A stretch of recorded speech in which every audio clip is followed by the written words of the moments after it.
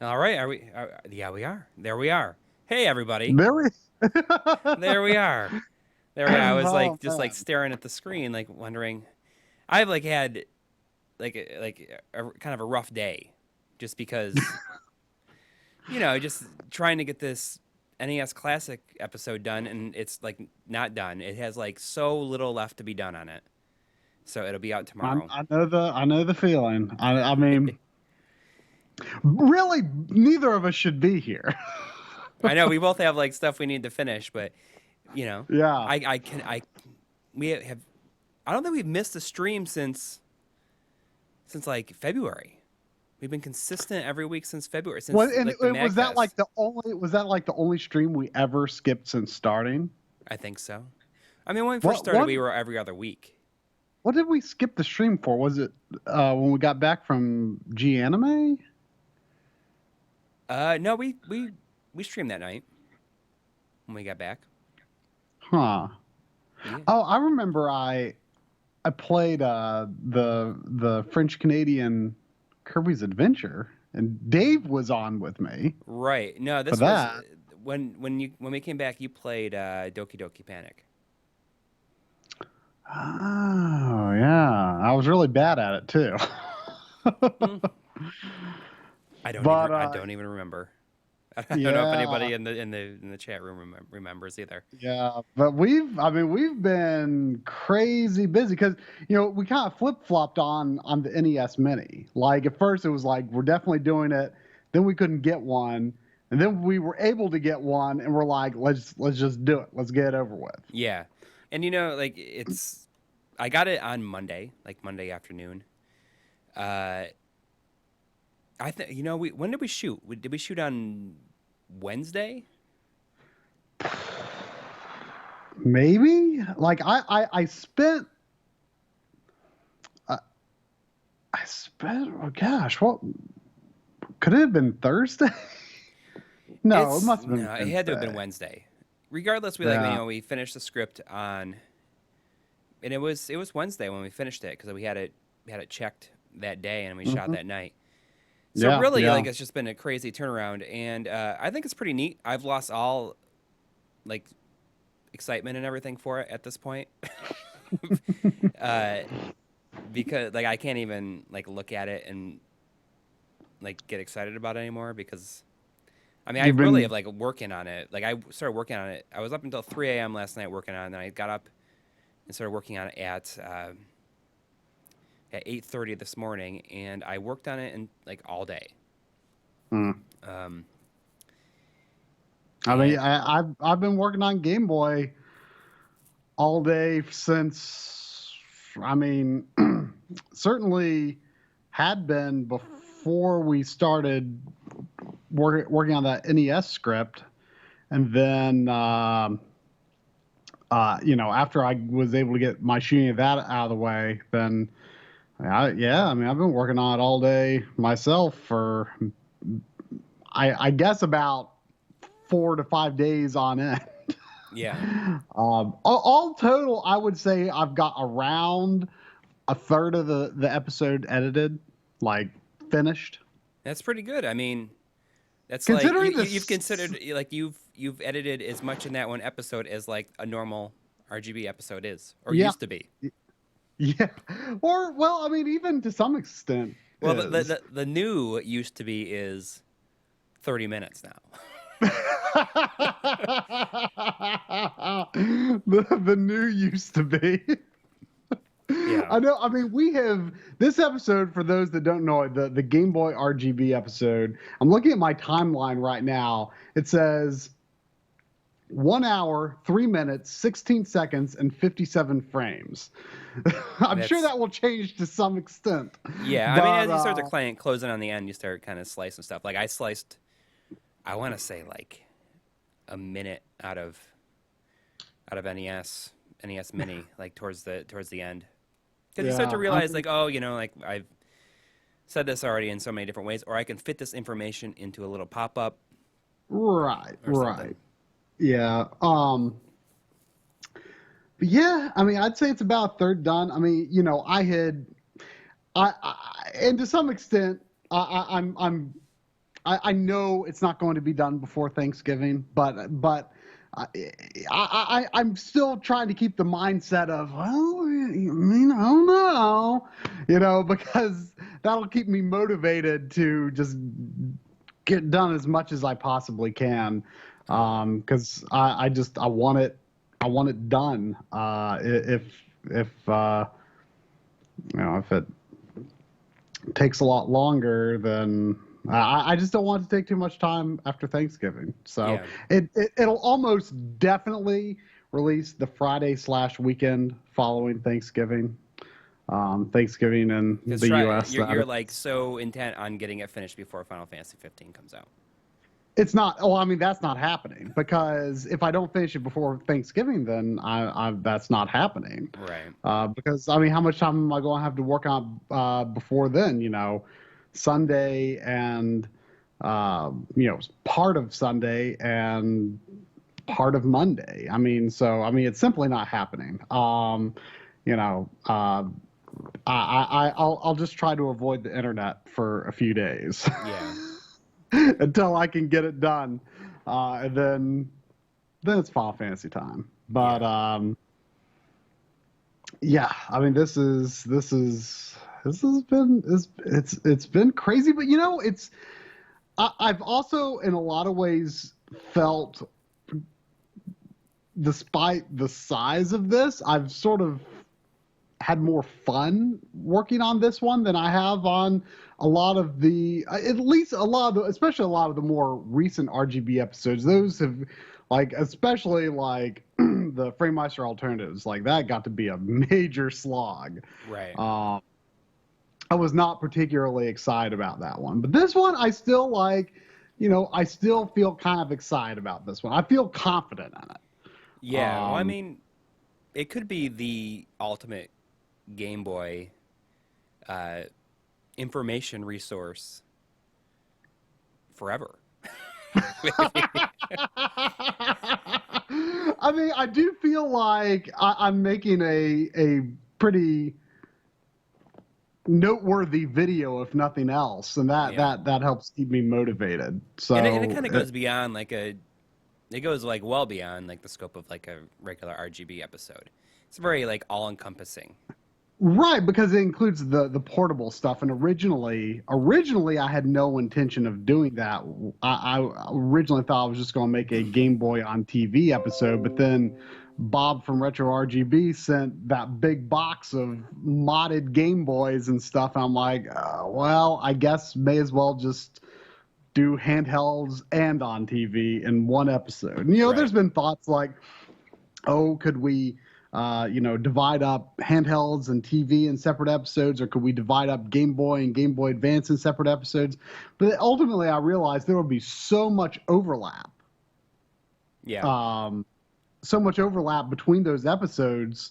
It'd be worth it to just put it in one monster episode. It'll be interesting to see how it does because it's so long. I mean, typically our long content does better. I mean, I can tell you if I was browsing YouTube and saw an hour-long video, I wouldn't be clicking on it, but I think other people do. So we'll just see what happens. The NES Classic episode will be an RGB episode, 306, I think it is. I just realized I didn't put the title of 306 in it, so now I don't know if it would fit in with tips and tweaks because there's not much to tweak. Right. Maybe if it gets hacked. So I was gonna play the NES Mini tonight, whether or not I finish the episode, but I am so sick of every game on it right now, and I don't even want to spend any time with it. So I randomly thought hey, I got this cool Dragon Layers 3D or Dragon Layer 3D at a thrift shop outside of Buffalo. Oh, is it not dragons? It's Dragon. Dragon Layer. Oh, no, it's Dragon's Lair. It is Dragon's Lair. Dragon's apostrophe S, possessive. Yes. The dragon owns the lair. Right. You know why? I thought for some reason I thought I said Dragon's Layers. I don't know. I'm out of my mind. You played a dragon game last week. That's true. We got a theme going on here. I like it. So I was all set up, and I was like, I'm just gonna play this, and I put it in at 720p on the Xbox. So I had to That's adjust crazy. all kinds of settings. So we're gonna be playing a 720p Xbox game. Oh, you are going to be playing it in 720p. I am. Wow. I had no idea. Yeah, I've always been interested in this game, even since before I played. I played the original Dragon's Lair, the conversion on PS3, and I really liked it. I mean, I really like FMV games. I know it's just all sort of memorization, but I really enjoyed it. It was fun to sort of figure out your way through and to do it legit. And I remember, back when this came out, I thought it looked cool. I was familiar with the Dragon's Lair name, and Right. I was definitely pretty curious, but never got it. I feel like I've heard it's bad, but like it looks pretty good. Yeah, I mean, I don't know what to expect. I found it at a thrift shop for $1.50. So like, there's no way I was not gonna buy that. Now, I think this also came to GameCube. I'm not sure about PS2. I assume it must have. I have no idea. Let me look it up.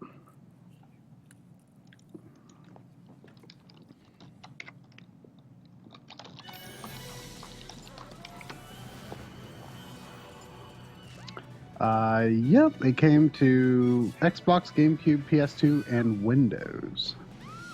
I'm assuming Wow. that the Xbox is probably considered the best version. I mean, it does have it's in HD, so Yeah, I mean that is usually the case. Let's see, it's weird. It looks like it came out in late 2002. Whoa, this is if unless Wikipedia is omitting a release date, it looks like it may have. oh, whoops. Hang on. Sorry, my camera did move. Sorry. Let me see if I can fix that. It's used to going over there. Hang on. I can't. I'm just like it's like showing this other view. Let's see if I can This fix is it. this is a pretty cool animation. Is this a totally original animation? This isn't from Now it's like this. one of Hey, the other everybody. games. Hang on. I was watching until I tried to fix my camera. Let me see if I can fix it real quick. Ooh, there I am. Yeah, it was an original animation, I think. Yeah, I assume so. But unless Wikipedia is omitting a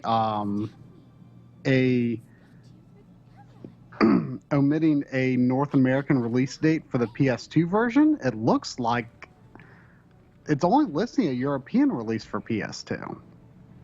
Really? Yeah. But it lists late November 2002 for GameCube and Xbox. So relatively early, pretty early generation game. I wonder if it's the same voice actor for Daphne. Oh no. And I am playing this on the OSSC. Ah. And the OSSC says 750p for some reason. I don't know. I actually didn't even realize that the OSSC could take in 720p. Oh, just over component, surely. Yeah. Make line just running well. The frame rate looks pretty bad. No, it's actually. I think it looks pretty good. I mean, it looks like it's pretty good to me. Maybe. I don't know if it's just my perception. Maybe I think it looks pretty good. I'm just wondering if maybe the OSSC is struggling with it or something. I mean, you're looking at your PVM, I assume. No, by looking over at the streaming window, it looks fine too. Oh, okay. Well, maybe it's Maybe it's just my stream, because my I struggle. Oh, all of a sudden it just like snapped to like smooth looking. Oh, yeah. I think I'm I'm on 240p. Oh, that's why. I can't watch YouTube streams very well for some reason. Well, it's usually okay if like if I watch like a E3 press conference or something, those are fine. But like your streams, I don't know why. Like it really struggles with on mine, but it doesn't seem like anyone else complains. Really? I don't yeah, I don't know. Let me see what happens if I force it to like 720p. It'll probably start getting behind a lot.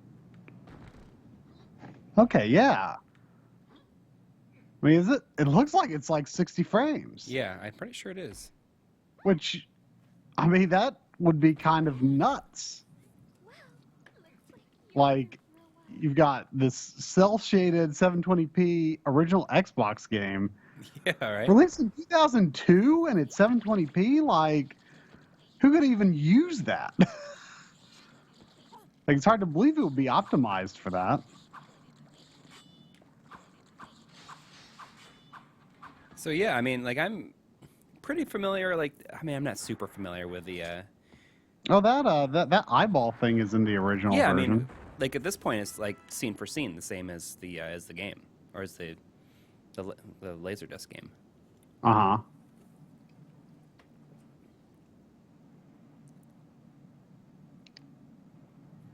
Yeah, try stream. Like his incoming stream might be a little choppy because it keeps on giving me a warning saying that our connection is not good.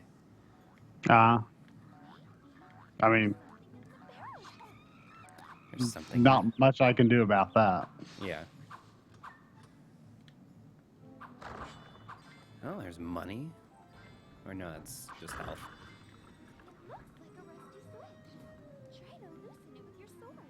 And you know, like the dual analog, like, you know, like the camera control.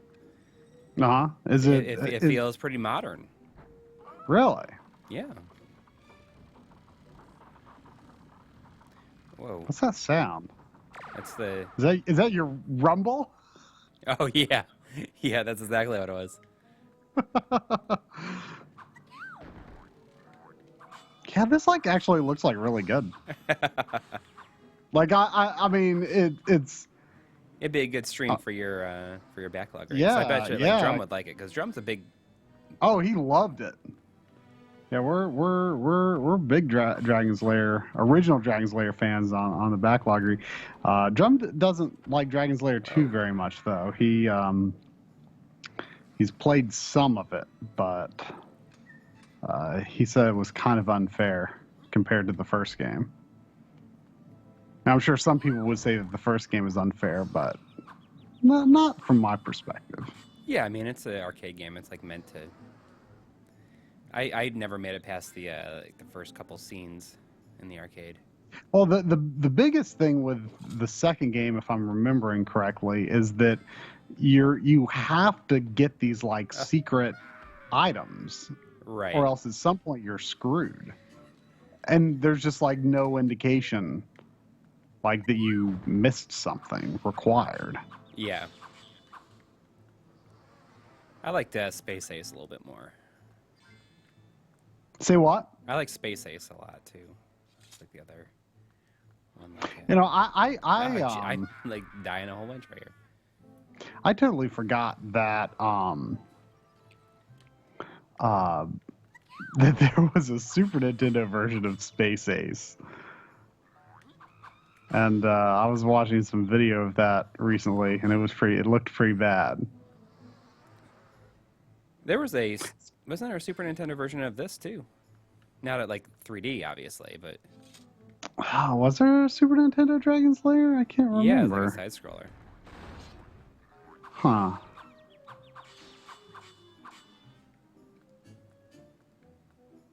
It's nice that there's no loading after you die, though. Well, I can press start to skip the death animation. So did you see like the tweet from last night about like how people are selling the Framemeister for a way more over normal price on eBay. Yeah, what's up with that? Nobody really knows. But like I mean, I always just saw Solaris as like the place to get it. Yeah. So, I mean, that was the place that was originally recommended to us, and so we've just we kind of stuck with it. I mean, I'd never bought anything there before, but I mean, the price seemed as fair as anything out there. And what people are saying is that the Framemeister price has not fluctuated on Solaris. I did see though GameSack tweet, maybe they're getting rid of stock and yeah, right. and they'll be releasing a successor. I mean, my hope will be that whatever their successor is. My hope is that it'll be a 4K scaler, and that they won't necessarily retire the original Framemeister anytime soon, because for some people that's going to be the right thing, right? And well, of course, I guess on the flip side, then that would make there be a reason for the new one to be more expensive. It would be nice if if it's the same price, the 4K scaler. Yeah, I mean, it's got to be. I mean, I feel like they got to be working on something. Yeah, I feel like it's got to be coming. It's got to be coming. But I mean, in a way, it's like they can just take their time, really, because for as well as the Framemeister price sold originally, it's got to be selling better than it ever has in its lifetime right now. So they don't they probably feel like, oh, we don't need to release a new one right now. We can take our time with the original. I mean, with the oh, it just kill me. Yep, I just got flat. I didn't even have any idea that was gonna happen. Oh, you were just kind of waiting there for a bit. I was just kind of observing, seeing what's going on. Oh, you even have a down thrust. See, Austin Ellis say a 4K box, I'll sell mine for that. But see, here's the problem with us though. We feel like we can't get rid of anything because it's we need to make comparisons. Yeah, but yeah, definitely. We will have to. You can always come up with a use for the original when you're not using it. No, that's absolutely true. I mean, you can use it as do a dual stream and have one person have the. You can always come up with a use. Yeah, I just captured some OSSC footage earlier today for you, and it reminded me that I haven't fully finished kind of getting it integrated seamlessly into my setup. I've got the SCART going to it, but I don't have a permanent HDMI or component going to it. And to be honest, I'm not really sure what I will do for the component aspect. Shoot. I just have mine feeding both RGB and component. This is going into it, so I can send anything from any source to the OSSC. Well, when I get my SCART back, I guess that's happened in the last week. Yeah. Tell your little SCART story. Why did it happen? So I was doing research because your master system. Yeah, because my master system was was having so problems. So you made a wrong claim on in your master system script and my EverDrive script, yeah.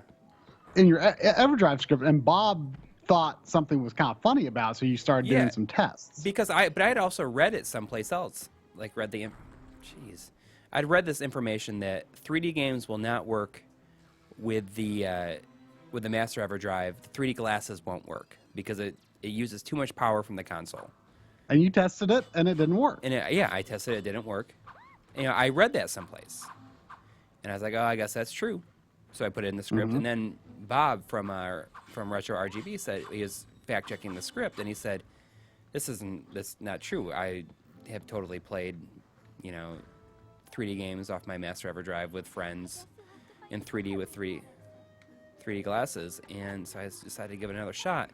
I had a power source. The OSSC uses the same, or not the OSSC. The G-SCART uses the same power source as the Genesis 1 and Master System. Sorry if you hear like the noises because it was really cold here and that's my heater kicking on. All right, I think I gotta go out there. I don't know if I'm supposed to go up here. Anyways, I tried another power source on my Master System, and lo and behold, like the 3D glasses worked with the 3D game. So I thought, like maybe it's just my power source. Like, let me try the power source that's plugged into my G-SCART. And without even thinking about it, like I plugged that in, and I plugged my old one into my G-SCART. Your childhood Master System power supply. Yes, I plugged it into my OSSC, and it goes bzz, or not OSSC, my your G-SCART. Yeah, I keep on wanting to say the other one. And it goes bzz, and it just like there's like a power light on the G-SCART, and just like goes out. Oh no. And immediately I'm like, no. And this is why you're not playing a SCART system. Right. And I just I fried it. It is dead. And it is like because of that power source. So I promptly threw that into the trash. Mm-hmm. Your childhood Master System power supply. Yes. Who knew it would betray you? Yeah. And luckily, I had recently had trouble with one of the inputs on my G-SCART. I don't know what was going on. I was getting these weird kind of blue lines. So I had actually been emailing with Super G a little bit about it. And I was like, oh, this just happened. I guess I can't go that way. It keeps on killing me. Maybe I'm just going the wrong direction. What happens if you haven't like actually fallen down the hole, have you? Is there a hole there? Oh, you know what? I don't know if I thought that would just take me to the same place in the. Sorry, I'm too frazzled. Yeah. Anyways, so I messaged him. I said, this just happened. He's like, okay, you can just send it to me. I'll fix it. So we got it on Thursday and fixed it on Saturday, and it's on its way back to me now.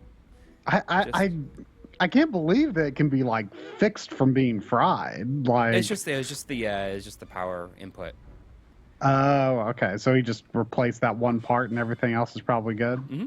And fixed the bad input. Well, he said that he. So it didn't fry the whole board, in other words. Right. He said that he tried it. He tried all the inputs with the same systems I was having trouble with, and he couldn't replicate the problem. See, that's just going to take me back to the same place. Well, just try it.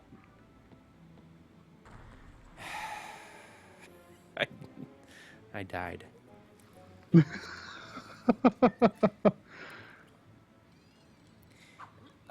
Anyways, so it's on the way back to me.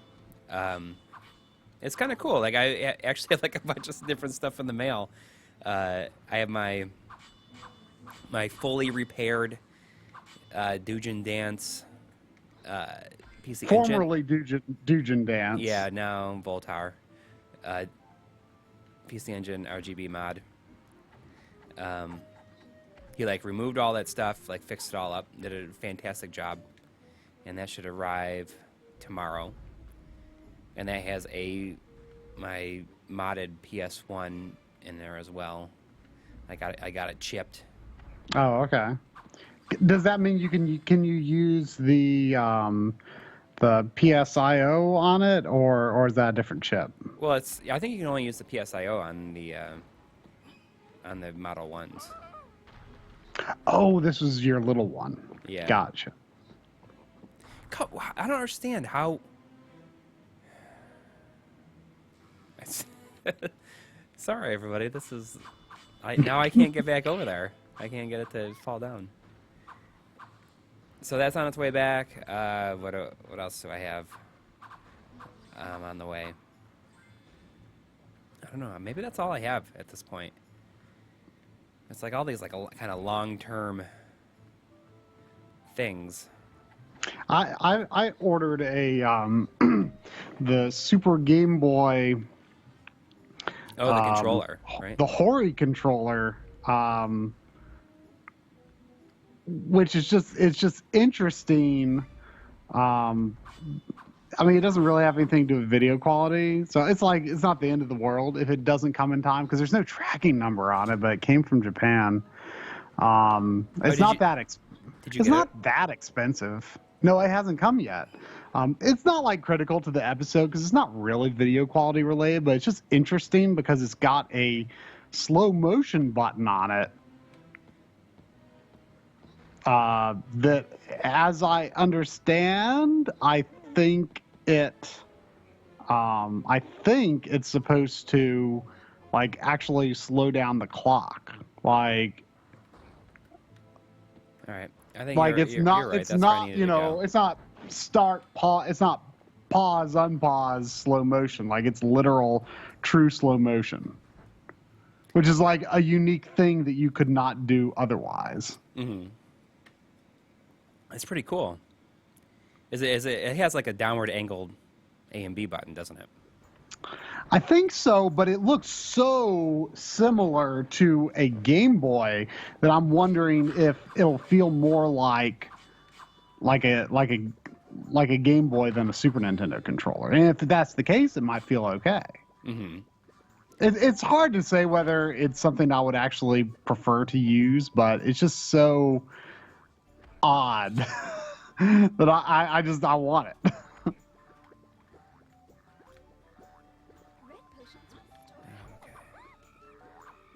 I keep on. You have to pull your sword out. You got to hit like the black button, and it's always like so awkwardly placed. Oh gosh. Yeah, I can't even. I mean, I think start and select are hard enough to use on the Xbox controller. Yeah.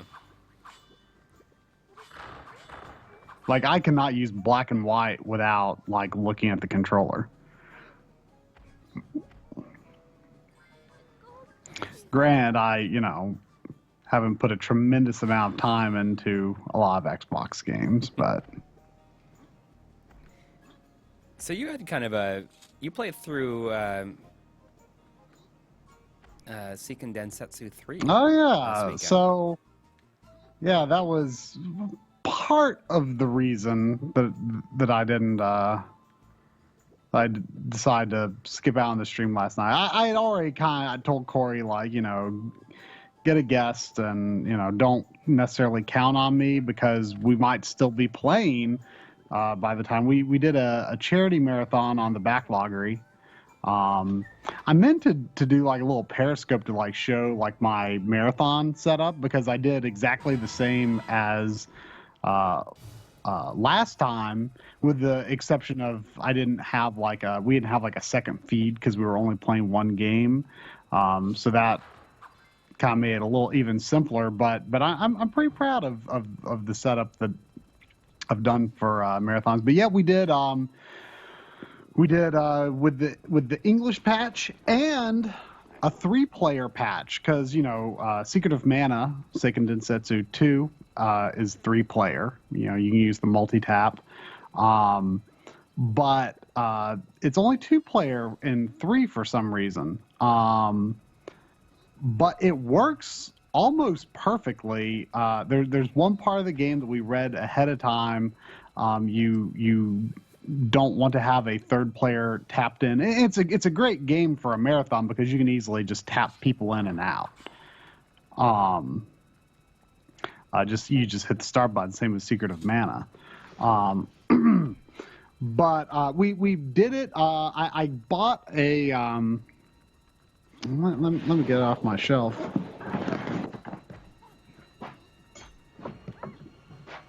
I guess that's not how I do it.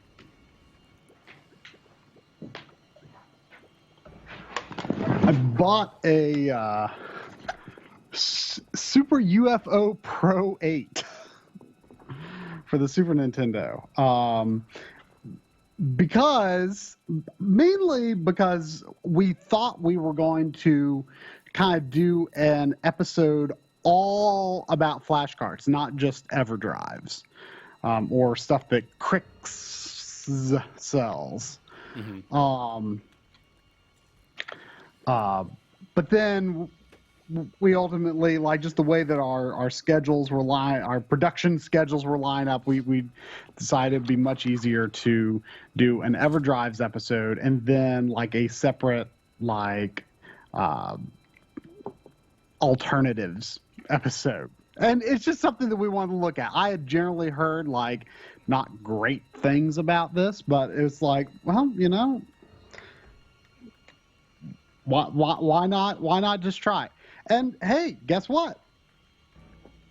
It got us through Seiken Densetsu 3 with no issues. That's cool. So that's really cool.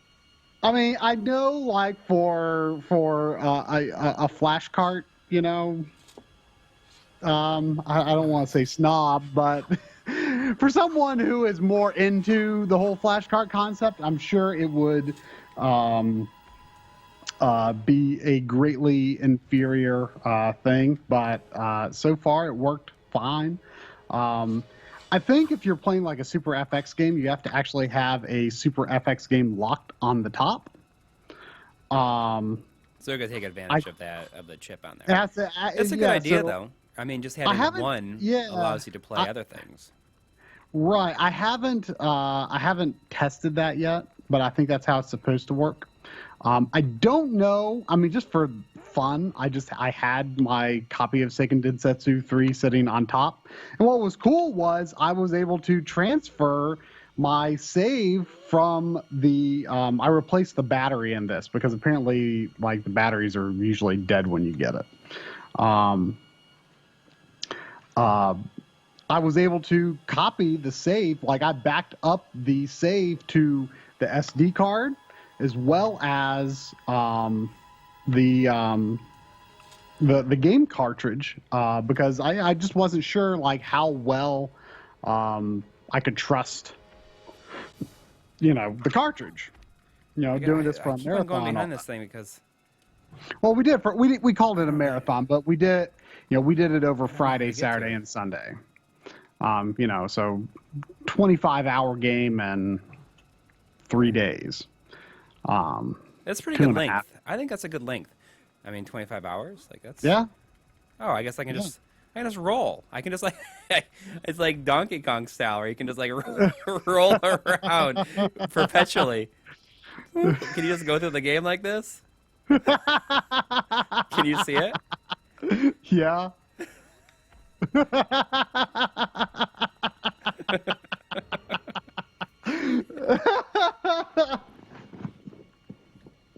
Well, what now? Now that I'm around here, I don't know how to get. Can you turn it off?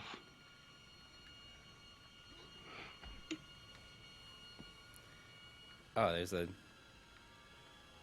It's hard to. If that's a lever.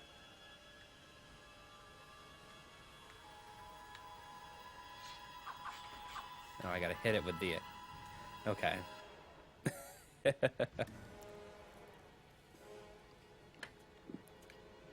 I did it. But anyway, so I mean, I need to. I mean, I'm glad that I was able to put this through, you know, marathon stress, and it worked no problem. Obviously, I need to test it with more games. I don't know if it uses like the cartridge hardware to any extent if you have it locked on, but it's supposed to be capable of playing anything but a Super FX game without anything actually on top. I mean, but what I'm curious is, if you do have the game on top, does it use the cartridge hardware with the ROM that is loaded into this? I don't know. Like if you can, in other words, force it to use that hardware. Which would be interesting to me. I mean, so far, I mean, for someone who wants to use a flash cart for literally nothing but translation patches, like, yeah, like, I think like that's a great. So far, it's actually pretty good. So for what I want to do. So It's yeah, kinda, so we're gonna look at a few alternative type things, but yeah. I think it's gonna be cool. I think that that people will enjoy it. You know, it sucks because, you know, somebody said to me, you know, you should try to get this episode out before Black Friday because Critics and Stone Age Gamer both have sales, like 20% off on their stuff, and you know, I wish I could. Yeah. I mean, I'd probably die if I tried to get them both out. Then I there'd be mean, you know, there'd be don't nothing. even. I mean, don't even worry about it. Looking at the calendar right now.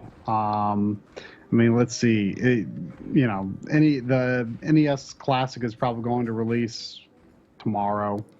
Yeah, The I think it's Game Boy will probably release like the 2nd or 3rd, you know, Friday or Saturday. And then, you know, EverDrives, if that hits on the following week, the 9th, fine. If it hits on the 16th, fine. I mean, that's going to be a pretty dense episode too.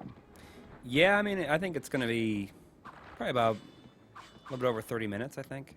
Yeah. I mean, I have We're no just like idea. making like a full like show at this point, consistently.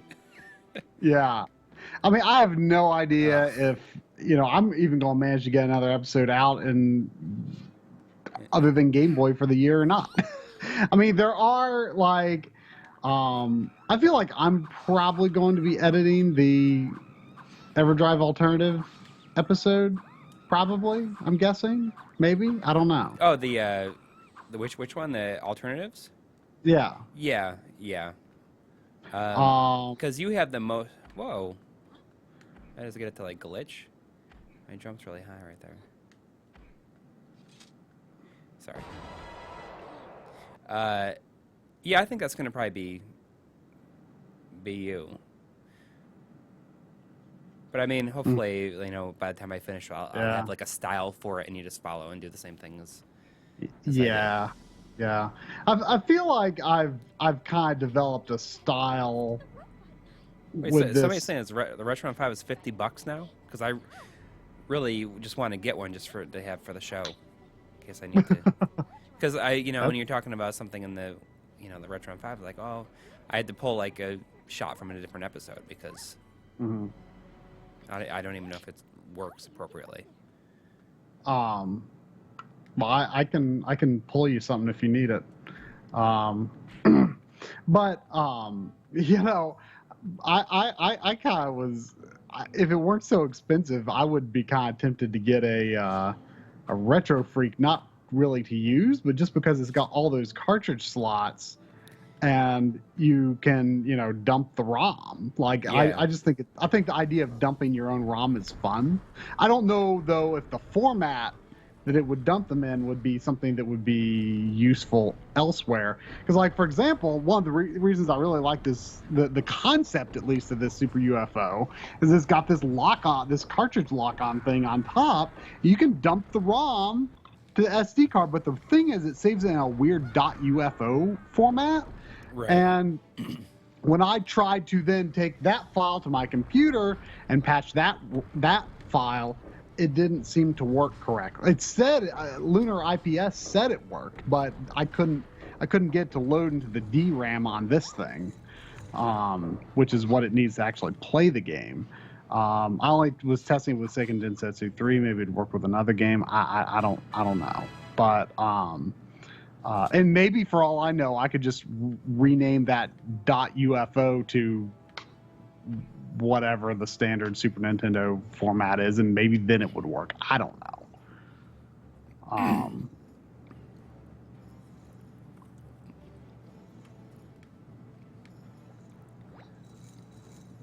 where am I going?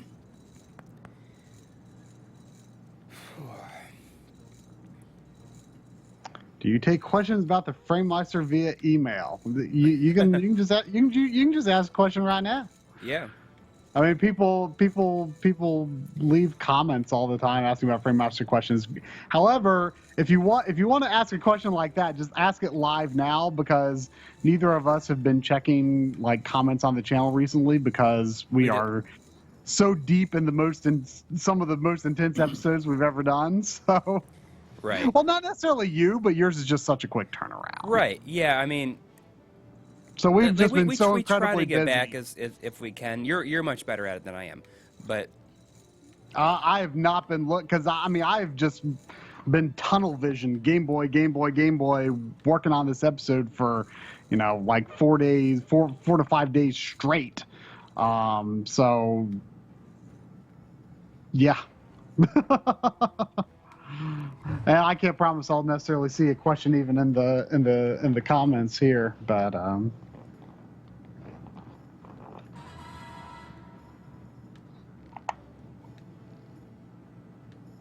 an extremely complex issue that he couldn't post in chat or comment.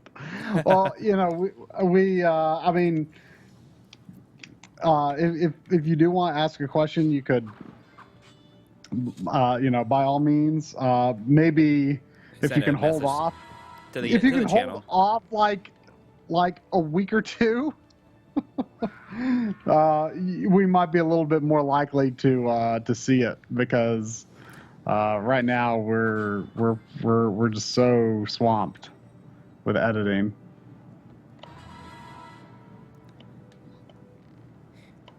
I mean, things will get a little bit easier for me tomorrow, but I mean, I'm meeting with somebody. I have a freelance job starting tomorrow. I don't know how intense it's going to be yet. We have an NES, N64, and GameCube HDMI mod. Where is SNES HDMI mod? That's a good question. Yeah. That's a good question. I mean, believe me, if and when it happens, it seems like it's only a matter of time, I feel. I've not heard anything about that being worked on, but it certainly could be. Man, this is pretty tough, but I mean, it's not. Like, it's hard for me to tell how clunky the controls could possibly be. Yeah, I mean, he's not exactly like nimble, but it's.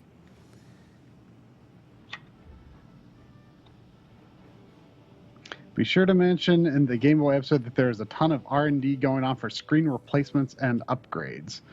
I mean, I'm always reluctant to like talk too much about things that haven't happened yet. That may not. I mean, to some extent we always do, but I mean, some things are, a lot of times it's just people saying, hey, I want to do this, but who knows how long it can be to actually have it come about. We always do like to mention stuff like that when we can, and to some extent there is like the HDMI mod for the original Game Boy. I don't really know the status of that. I mean, I've got it in my hands, but as far as getting a wider release, I'm not too sure what's going on with that right now. We've heard, a little bit about a Game Boy Advance HDMI mod. I mean, at this point, the episode is an hour long. There's going to be stuff that. I mean, you can always fit it maybe in like a pop up. Maybe I can go down here. No, yeah.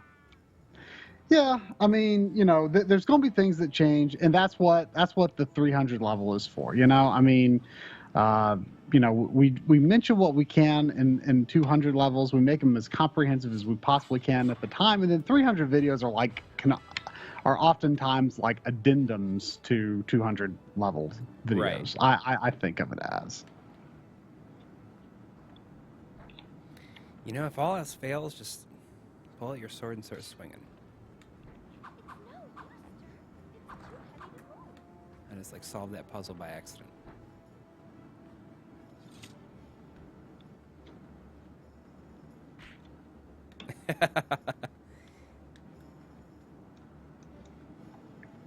Yeah, I'll see if there could possibly be a place to put to mention that there is lots of things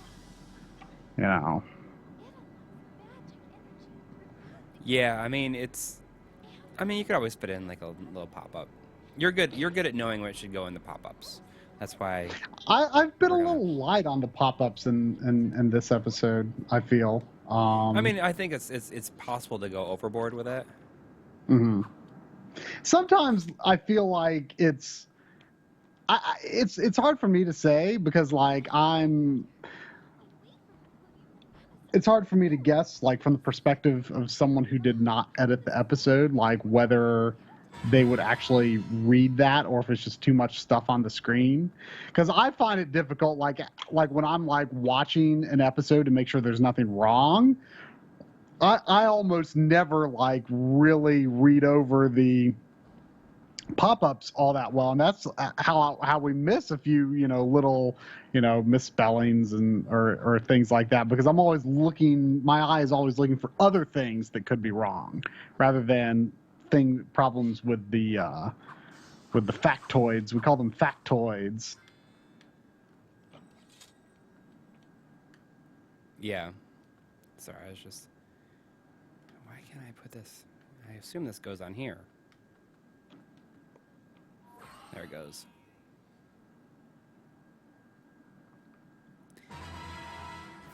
Uh-oh.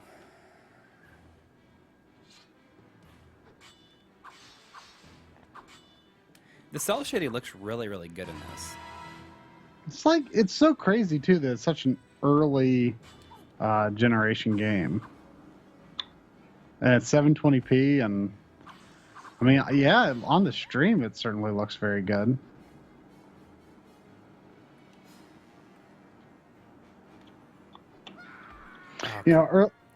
Earlier today, I had the issue that you talked about in 104 about the CRT looking over bright. Yeah. I was looking at my PVM. I'm like, I swear it was not this bright yesterday. I'm like, I don't know, maybe I'm just crazy. It just like looked obnoxiously bright. I like went through most of the day, working on the Game Boy episode with it like super bright, and thankfully I wasn't shooting any off-screen stuff. I was just doing direct capture stuff today, and I realized it was because I'd unplugged the SCART from my OSSC, which it's funny because it's like that signal was going from the G-SCART to the PVM to the other PVM to the OSSC, and because it wasn't terminating in the OSSC, you were getting that over bright effect. Yeah. Which is, it's funny that it ended up ultimately affecting both PVMs. Mm-hmm. Yeah, because if you have the little terminator things. Well, just like the BNC to RCA inputs on there with no RCAs plugged into it. Right. It'll do it. Yeah. And if you don't have anything plugged into it at all, it's fine. But the reason you mentioned those little terminator caps was, I guess some PVMs can look that way. Right. So somebody in the... Oh, I remember this room. Yeah, me too. It's kind of crazy to see it like play out this way. Yeah, that's pretty neat. Like it's the same thing, but oh jeez, I gotta do it again. Somebody was mentioning in the chat, said this game is like Dark Souls before Dark Souls. Does it seem that way to you? No. What are your thoughts on HD CRT TVs with HDMI that support 480p and 720p and 1080i/p? I'm not really a fan, to be honest. Because I had sort of had one. Mine had DVI. I mean, essentially the same thing. I was able to use 720p, 1080i with it. 480p. I had my GameCube in 480p on it. I had, when I first got my PS3. But not impressed. I mean, even moving to a small LCD HD TV was a huge boost for 720p. Like those TVs just do not have the resolution, I guess, to really Oh, come on. to really display that, those very fine pixel details. And it doesn't look that great for 240p because it doesn't do the scan line thing. Like it's as far as I understand, it's converting it to, it's scaling it. It doesn't look any different than plugging it into a regular HD TV. It's a digital display. Oh, the red kills you with one. It's a digital TV using analog display technology, and ultimately you don't really get the benefits of either technology.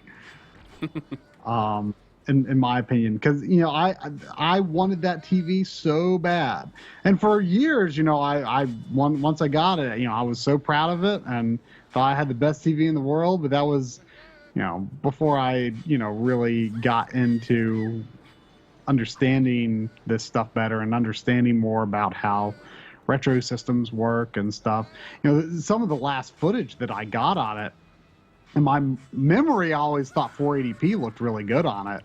And when I got some footage for you for something 480p off of it, I was like, wow, it's like even 480p looks kind of bad. And I remembered Star Fox Adventures, like 480p widescreen, 60 frames a second. I remember it just looking amazing on that TV, and it kind of doesn't. Yeah, I don't recommend those. I mean, HD 480p, those resolutions look great on a PVM that can handle those, which unfortunately are not that many. We've both got 20L5s that can do that. That looks amazing on that kind of TV, or monitor, I should say. But no, the consumer HD CRTs, I hate to admit, but I think they're kind of a scam, or were. And I got suckered into it. And for a while, like I said, I was perfectly happy with it. But I'm glad that I've left that behind me. It was taking up too much space. Yeah, I mean, you shot stuff for the CRT. I mean, isn't it unbelievable that was like a year ago since the CRT? It'll be probably working on it right about now. Yeah. Like released on December 4th, I think. I got to do another light gun stream here. Maybe I could do Bayakun. Bayakun. Oh, Bayakun. I have no idea what that means, but I love the name. Well, now that I can easily just play my imports on my PS1. Yeah. Oh man. Maybe you can stream that next week instead of NES. Nah, you should stream the NES. Yeah. Maybe in our assuming we might have a week between episodes, like between Game Boy and something else, Game Boy and EverDrive, maybe.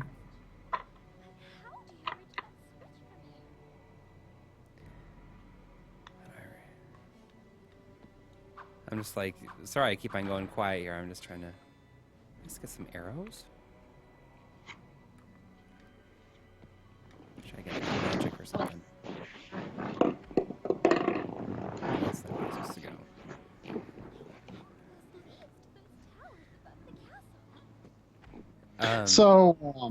Oh, go ahead. Sorry. Well, I was just gonna say. So I I don't know if anyone from a PAL region is watching. It would be very late for you, or early in the morning for you if you were. But I I went to Germany in 2000, and at the time I knew that there was a difference between North American and European video systems, but I don't really think I knew what was different. So I didn't know what to look for really, though I was definitely curious, like to see what their TVs looked like. Mm-hmm. But so I've got the PVM 20L5, which is a multi-format monitor and can do up to 480p and 720p and 1080i, and it can also do PAL. It can do 50 hertz. And so I'm borrowing a PAL Super Nintendo and a few games, including a PAL Super Game Boy, which it's like actually kind of cool that we're going to like be able to feature. I mean, we're not going to go terribly in depth on them. But I shot off-screen footage of PAL Super Game Boy on the 20L5, and looking at a CRT running in 50 hertz, like this one anyway. And I'm curious if consumer CRTs have the same effect, but there is this obnoxious flicker. Like you can see. Well, it's just the refresh. I mean, it's crazy because you can see the refresh. Yeah, and if you don't look directly at it, it's like even worse. Right. Well, I mean, you edited or had to work with some PAL content when you were working as an editor in New York. Right. Yeah. That's why I was like, oh yeah. I mean, like it's familiar to me just seeing that. But I remember thinking the same thing. It's like that 50 hertz, man. It's like it's painful if you're not used to it. I'm sure you could get used to it, but it's like it is so noticeable. You do not see that flicker on when you're playing 240p on a 60 hertz screen. You do not see it. I don't see it. But yeah, it's like it's crazy. Like it makes me like I don't understand how someone from a PAL region would have like that love of CRTs that we might have, because it's just like it's so hard on the eyes. But they're used to it, I guess it's rough. I mean, Adam Zay, when I'm talking flicker, I'm not talking like the 480i flicker. This is a whole new league of flicker. And I haven't even tried interlaced PAL. I'm talking progressive 288p PAL. And it is. It almost make you throw up. It's obnoxious. The funny thing is I decided to all of the PAL footage. I decided to it's off screen because I didn't want to introduce it. I'm not even sure if the capture card can do PAL normally. I'm not all that up on how well the FrameMeister handles 50 hertz. So I just decided to do it all as off screen. At first, I started recording, 60 frames into the camera, but with the shutter speed synced up to PAL, which the Super Nintendo is actually 50.1 hertz.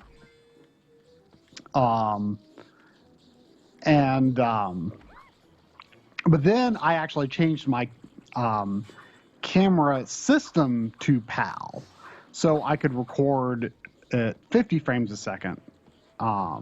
With the shutter synced up to 50.1.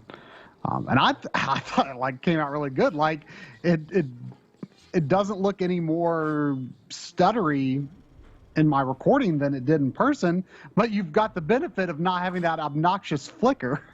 Yeah. Which there's no way to recreate that in a video. So it actually, the PAL footage looks a lot better. in the video than it looks in person. That's But cool. it was interesting though. It was definitely interesting. I gotta tell you, like after these last couple of days of just like trying to shoot off my CRT, like I'm especially envious of like you being able to like sync up to your TV so easily. You know, it's interesting. I actually think that I synced up to the PAL Super Nintendo more easily than I sync up to a lot of other things. Um, the NTSC Super Nintendo seems to me a little harder to sync up to than some things. But I mean, it doesn't have to be perfect. But I mean, it can be a heck of a lot better than The what I've to been. not get I got some very faint rolling in the Game Boy Light, and I actually had to sync that up to. It was really hard to tell because it was so subtle, so subtle. It's almost like this faint roll that I think you've said that you've seen it in some other monitors. It just a very soft, slow roll through it. And I had to sync it up to like somewhere in like the 57 range. It's so random, like these random numbers. Yeah. You know, I mean the Game Boy stuff is tricky because I'm like when I'm trying to like really show like the motion blur and stuff, like I actually tried to shoot in 60 frames so that I could then slow it down, like so you could really get a good look at it. Mm-hmm. And that's tricky because I can't shoot 4K at 60 frames, so I can't like zoom in on it and Yeah, but post. still, I mean. Well, I still zoom in a little, but I mean it's not as good. Oh, come on. You know, the moire patterns seem to show up worse. Something I discovered, I wish I'd realized this sooner. The moire patterns are much less strong when I shoot. Like if I'm trying to shoot a Game Boy straight on, like any Game Boy, trying to shoot it straight on, it's much harder to get minimal moire pattern. But then I discovered that if I like turn the system at an angle and I'm like shooting it at an angle, like, you know, kind of diagonal, like it's much I think that's true for much CRTs less and everything. pronounced. I think that's for everything, pretty much. Yeah, I wish I'd realized that sooner. Because I'm always trying to shoot it like straight on, like so I'm going to try that more even with the CRT. You know, I don't normally do that, but a lot of stuff I did shoot straight on with the Game Boy. In part, you know, like so I can compare it to other things, or you know, have two Game Boys side by side. Like a lot of the comparisons in this episode are like literally, like it's not superimposed or anything. It's literally two Game Boys sitting next to each other. And that's cool. Yeah, it's like, you know, I didn't put it in our little comparison windows. It's just two Game Boys next to each other, or a Game Boy and a DS or something like that. And you know, it's really tricky, like actually getting decent enough light on the screen. Yeah. Which, you know, and once you do that too, then any scratches or anything or imperfections like become much more noticeable. But I mean, you know, it is what it is. You know, and once I started getting into some of the backlit screens, like I found there was like a totally different lighting situation that worked for it. Just like all kinds of just like crazy things in this episode that have, you know, made me shoot things in a way that I've never done before. And I guess maybe in some ways that's like part of like what's kind of, you know, kept me motivated in some ways. Is just like it's kind of, some of it's like interesting and unique, and it's, you know, I've had to approach certain things in a way that I haven't necessarily done before, and you know, it's challenging, but in like a good way. That's the wizard's room. Sorry. I was going to say something. I totally forgot what I was going to say, though. I think it's cool. I'm really excited about it. I mean, I definitely want to upgrade my camera, like, this year.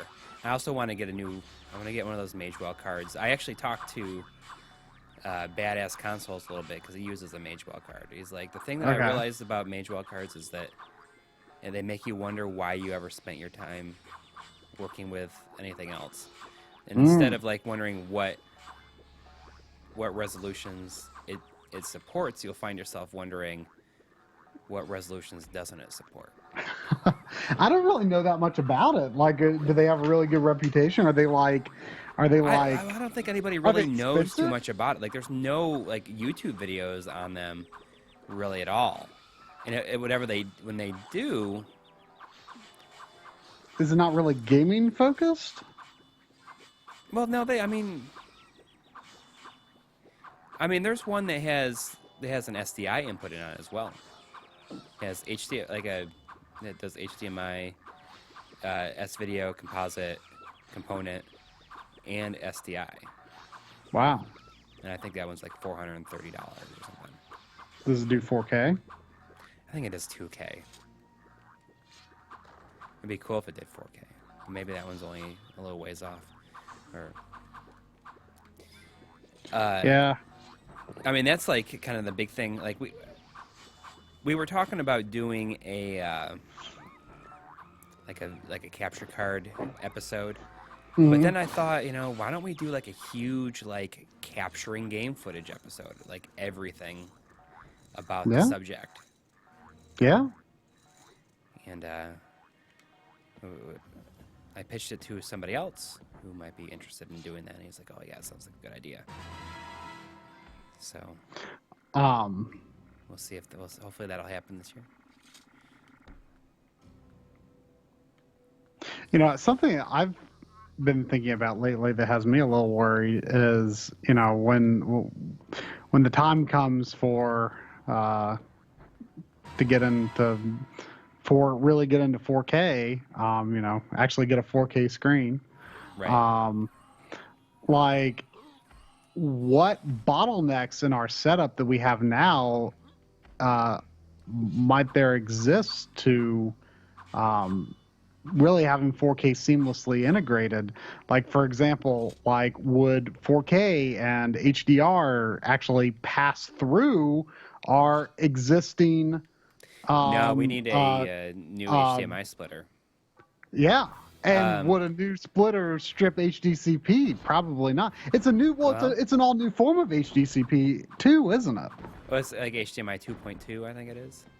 Or I think it's HDMI 2.0, HDCP 2.2 or something like that. I don't know. I don't pay that much attention. Yeah, I mean, that's going to be a whole other thing. Like, we're gonna have yeah, so, like, how are we going to find splitters that strip HDCP 2.2 and pass 4K and HDR? My monoprice HDMI switcher I have might not even do it, for all I know.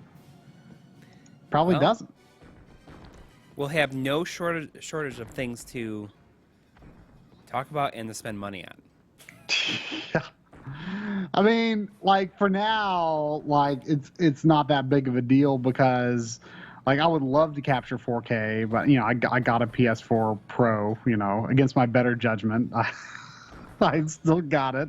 And I can take advantage of some minor enhancements for now, but my intent is to get a 4K TV, like, in the first half of next year. That's my goal. I'm going to start saving money and try to make that happen. What are you going to do with your old one? I don't know. Definitely keeping it. Yeah, you'll find something. I mean, put it upstairs. Just use it. It's still a great TV. Yeah, I mean, I just don't know where I have room upstairs to put it. I mean, I feel like I would want to put it somewhere. I mean, I would want to put it somewhere that would be. I want to do something with it that would be useful for the show. You know, part of me almost thinks it would be fun to have like a, to put it up high and then put the 4K one down low, have Yeah. like a DS style arrangement. Yeah. Well, if I ever get a new one, I'm going to take my existing one and I'm going to put it like right where my Godzilla poster is. I'm going to mount it to the wall, like where my Godzilla poster currently is. Whoa, this old console says he was looking at a cheap 4K splitter on eBay that was listed as HDCP stripper, only $18. Huh. Could you send that link to us on Twitter or as a DM on Twitter or something? Because I would not mind preemptively buying one or two of those. What size of 4K TV would I get? Not that big. Like, I don't think. Like, I mean, even 60 inches might be a little too big for my space. Like, which is kind of crazy because that would be considered on the smallish end, I think, these days. Yeah, but I mean, if it's. I really would prefer to go for a 55. I feel like 55 would be the ideal size. The only thing that has me concerned is, if I was editing in Premiere on a 4K screen and everything was, scaled down, like I wouldn't be able to see it. So I need to see I assume you can set up Windows or Premiere or something to use bigger fonts and stuff. So it's not super tiny on a 4K screen. Well, no, it has Because if not, then that's if that is going to be an issue, then I might want to think twice about how I approach getting a 4K TV because I need it to be a usable computer monitor at a distance of about 6 feet.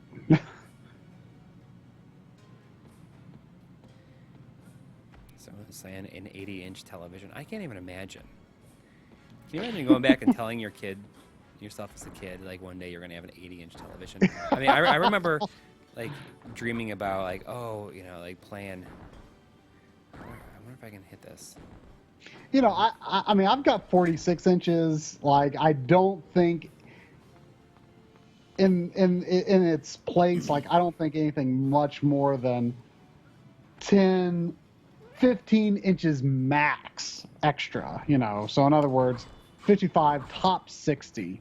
I don't think it would fit in the space all that well. I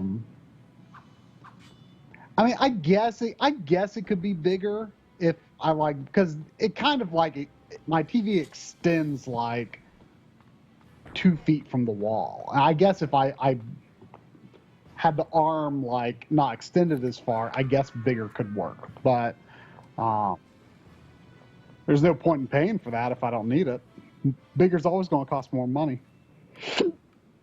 Digital Foundries, you can something about. I saw their name. Yeah, someone just said Digital Foundry said you can't get everything if you're looking for a 4K gaming TV, and that's true.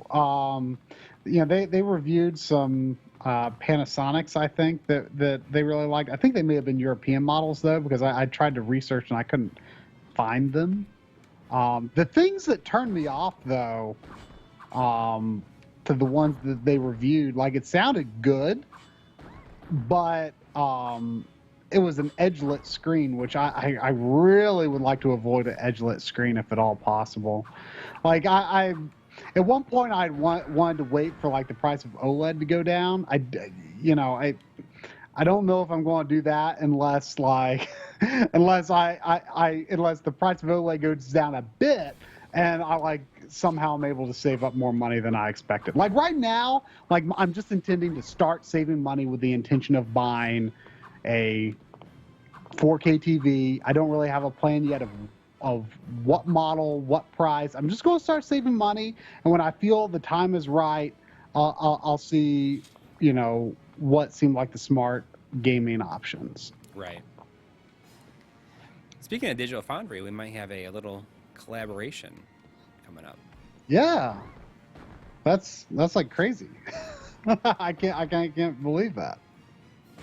At the very least, somebody from A stream. Yes, a stream, for sure, and maybe some Patreon content. But we'll see. Turns out that John Linneman from Digital Foundry does like the really great DF retro stuff as well. Happens to like be from Cincinnati, Ohio. Yeah. And he's gonna be in town like for the holidays, and we're gonna get together. I have kind of an episode that I've wanted to do for a long time, and I thought that maybe having some help from him would be like really like an awesome way to do it. You know, there's a little Vizio talk, and you know, I've actually been more impressed than I expected to be with a lot of Vizios I have seen lately. And I remember reading some talk a while back that some of the Vizio TVs from this year are like better than the Samsung TVs. That's crazy. I mean, and they're usually more affordable. You know, and don't they all like essentially use like the same panels though? That's what Voltar is saying. You know, you know, there's I've seen some good looking Vizios, and the price is kind of right on a lot of them. You know, I tried a friend's Vizio that's probably 5 to 6 years old, I would guess at this point, and it took everything I threw at it when I was testing the OSSC. It did 3x Super Nintendo.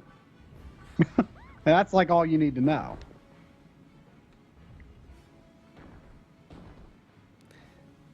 I see. I just gotta use these buttons to raise that.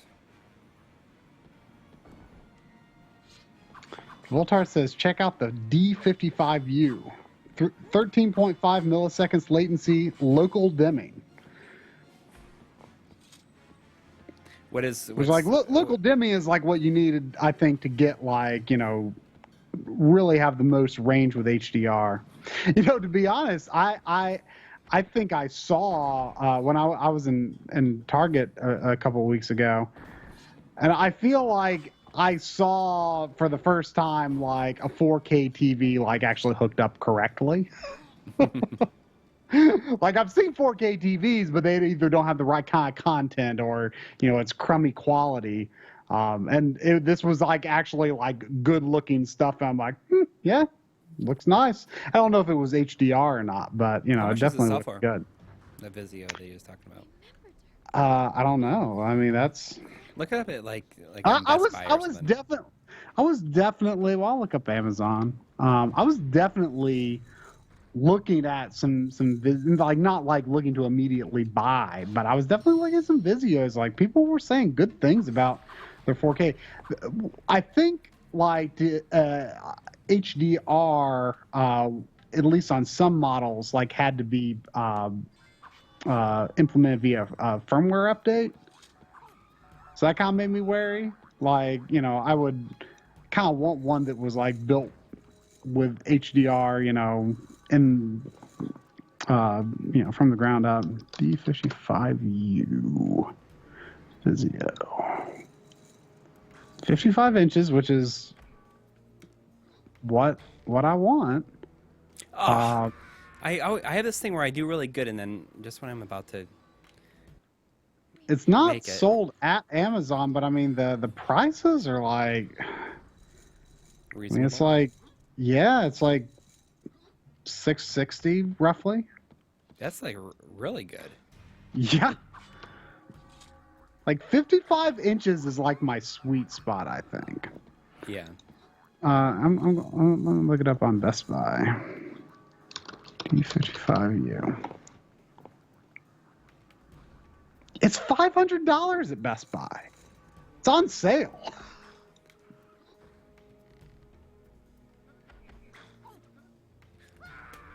Come on.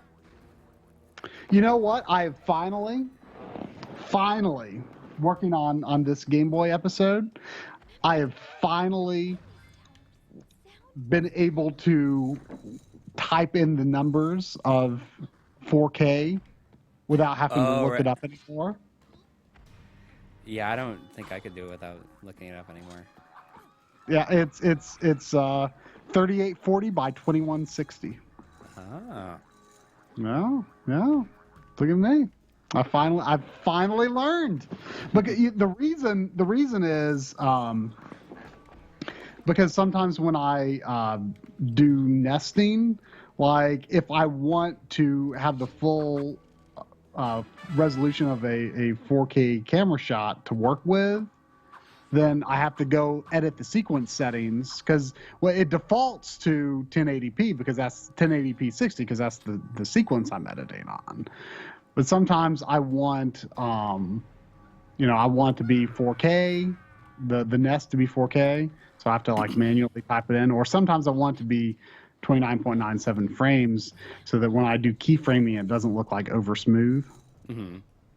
I wonder if I can do the harder direction first. So I don't waste my time.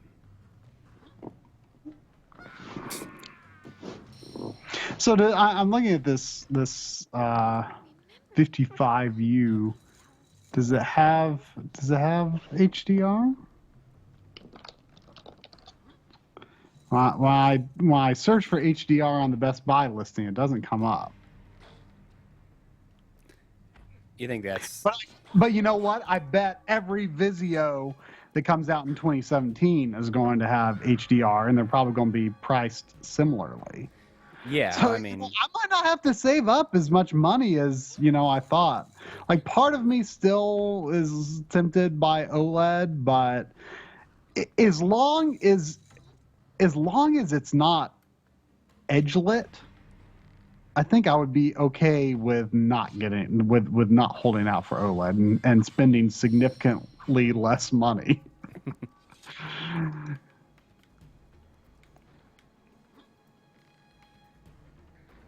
Yeah, I mean, I don't even know. I want to upgrade my camera first.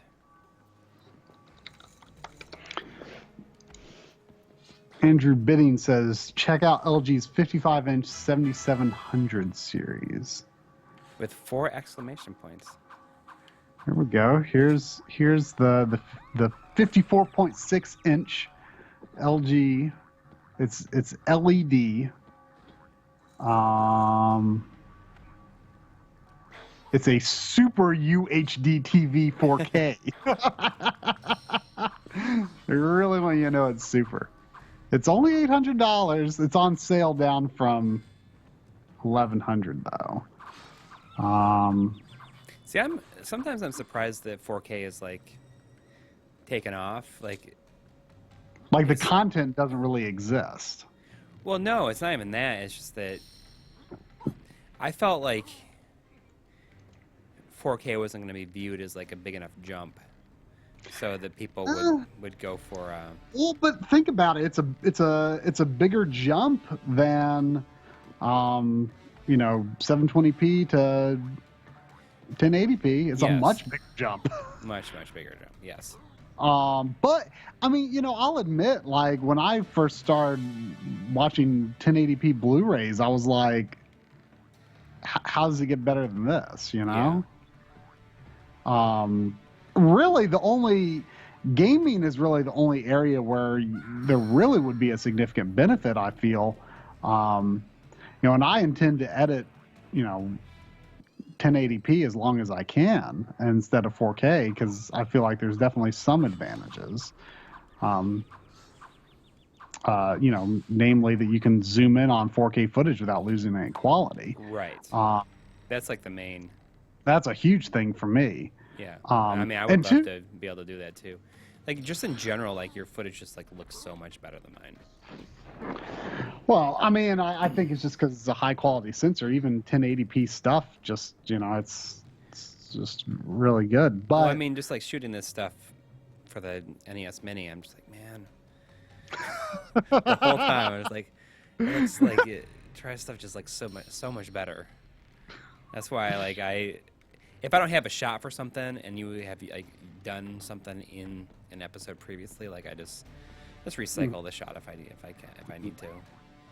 But really, it's games really where I think the benefit for 4K is potentially because games have the aliasing issue, and you don't get that with movies. Right.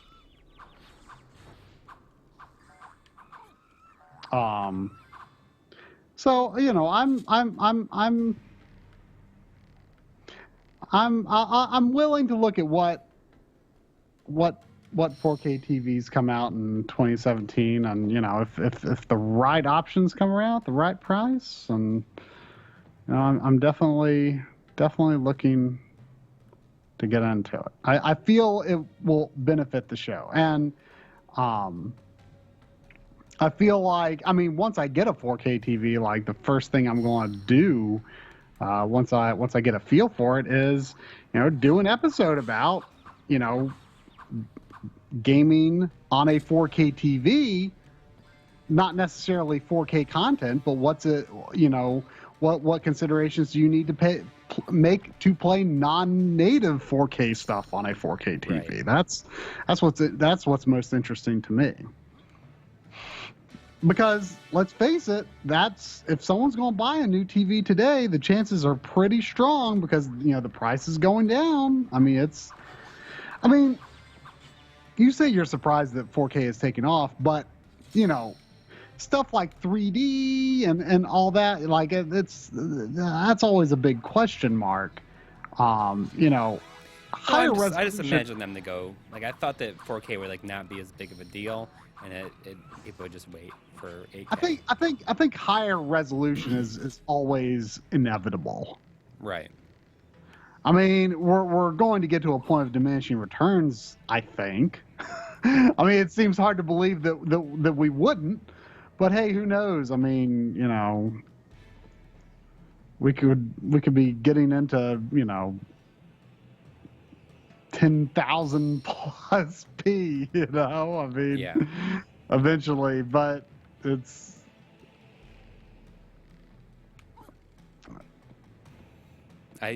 just the thought of doing these episodes down the road, it's just kind of hilarious.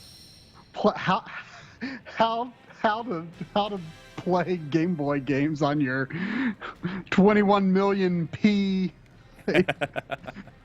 whatever TV you call it at that point. Yeah. It's interesting because as I was doing some research on 4K stuff, I'm starting to get the impression that you aren't supposed to call a 4K TV an HD TV anymore. It's like that's a ultra or I don't even. I think ultra. No, I don't think it's ultra. I think it's just 4K. It's just a 4K TV. Yeah, because they're gonna eventually run out of. They aren't calling it names. Ultra. When I think the UHD. I think I read that doesn't even stand for ultra. They're just calling it UHD. They're just trying to have cool sounding marketing stuff. Yeah, pretty much. It doesn't mean anything. I think you're supposed to call it 4K TV. You aren't supposed to call an ultra an HD TV, which I've just called anything that is 720p 1080i and higher. That's HD. Right. Anything that is not. I'm climbing to the top of this tower. I'm so stressed out right now that I'm gonna fall because it's taking me so long to get up here.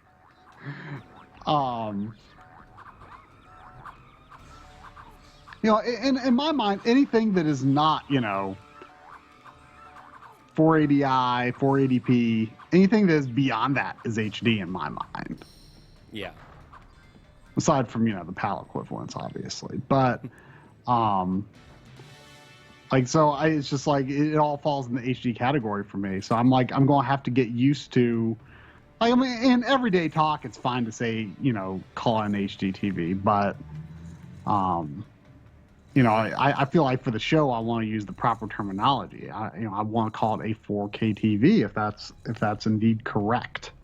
You don't call it HD, you call 1080p HD, or you call full HD. Full HD. Yeah. Yeah, stop crapping on 720p, man. 720p is like, I like 720p. I couldn't even see the gap in the floor. I had to do a little lag test with the NES Mini, and I used my iPhone to shoot 120 frames per second. Ah. But I did it on a 720p native TV, and I wonder if that made the lag less, because it doesn't look that bad. It felt like it was worse, or maybe I just got used to it because I'd spent so much time with it. Yeah, that's probably it. Because there's definitely lag there, especially you can see it when I press the button.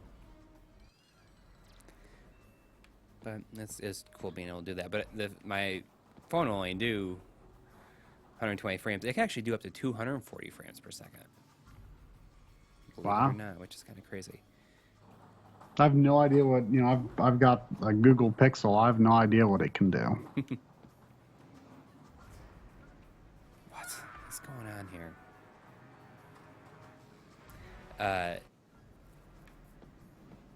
But yeah, I mean, we'll see how I can't wait till it's done. You know that feeling though, when you're just. Oh yeah. Oh, believe me, I can't wait until this is done. I'm just I know I'm not going to finish before Black Friday like I wanted, but But what if you do? But what if I do? That's like I say, I got to keep holding on to that hope. That slightest possibility that maybe I could.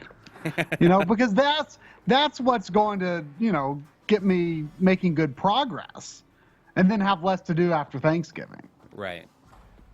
I've just, I'm gonna have to spend some time tomorrow working on a project for work. I should probably spend some time working on another thing, but no one's ever said anything else had to be done before Thanksgiving. So I don't know if I'm gonna give. I feel like I should. I don't know.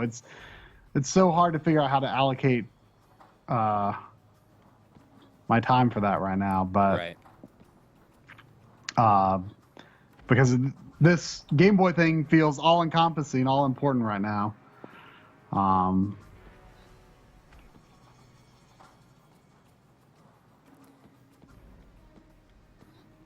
We got to figure out what our kind of less serious episode for the first episode of the new year will be this time. Oh yeah, we didn't end up really doing. What did we do this year? Because we started. Oh, it was the. It was Hidden Gems. The Hidden Gems. Yeah. We do. Yeah, because I want to do Cameo soon. Right, but I mean, we were talking about doing. But we need to do a both of us for our first. Yeah, episode. it's always fun to do kind of a top 10 or. Oh, yeah, I forgot about that.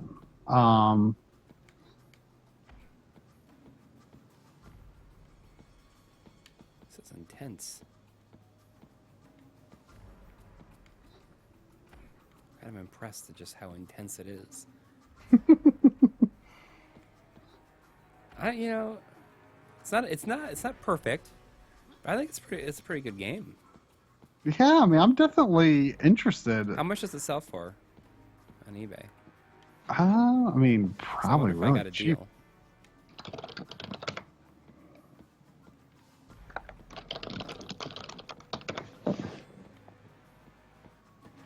$10 for the Xbox version. So I got kind of a deal on looks it. Looks like 10 to 14. Mostly, here's one that's 8. Oh, that's disc only. Why is it disc only and it's got a picture of the case? It's like not a stock picture either. It's like a bad photograph of the case and it says disc only. Oh well, it's in a black case. Maybe it came with like a reproduction case or something. Oh. The GameCube version. I mean, Well, obviously that is like progressive as well. I'm sure it is. But it's probably not widescreen, I bet. Here's one. The GameCube one is 16, but then here's another that's $32. Really? So I wonder if it's considered better. It's maybe it's just more rare. I don't know. I mean, it's definitely not. Or more in demand. I mean, I feel like GameCube games. I don't know. I could be wrong. I feel like there are probably more people that have a system that can play GameCube games than original Xbox games. Yeah. I mean, I've been seeing a lot of GameCube games just kind of popping up at Goodwill lately. I already have the PS2 version, but it popped up the other day for $3. I got SSX 3, which is an amazing game. And I was like, well, looks like it has progressive scan on it. I'll buy that for $3. It's like,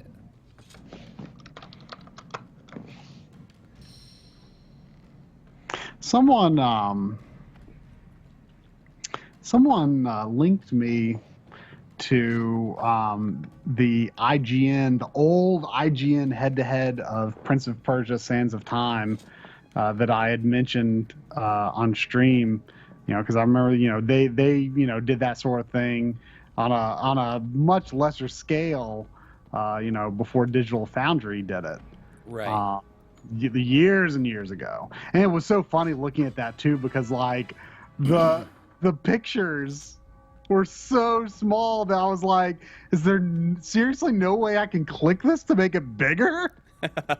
Like it really looked like a tiny thumbnail. And these are like the pictures that they're using to show the differences between systems, and it was just like unacceptably tiny. Like it's just so surreal.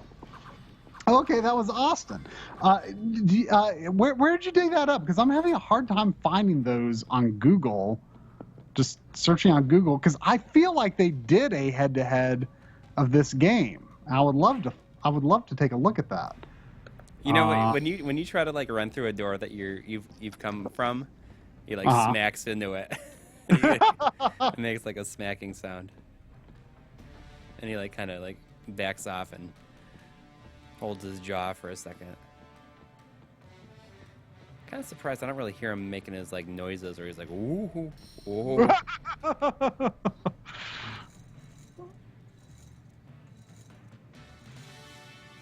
I don't know why Google those aren't coming up for me in Google searches. Google head-to-head IGN. Maybe you gotta have those hyphens for it to work right. Here we go. Oh, here's the Beyond Good and Evil one. I feel like they did one for Dragon's Lair. It's not coming up though.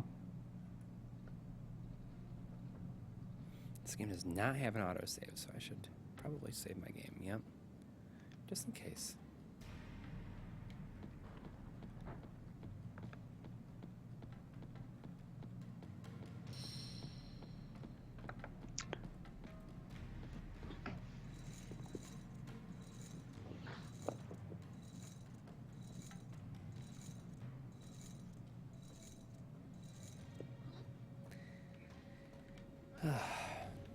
I did realize that I was missing one comparison in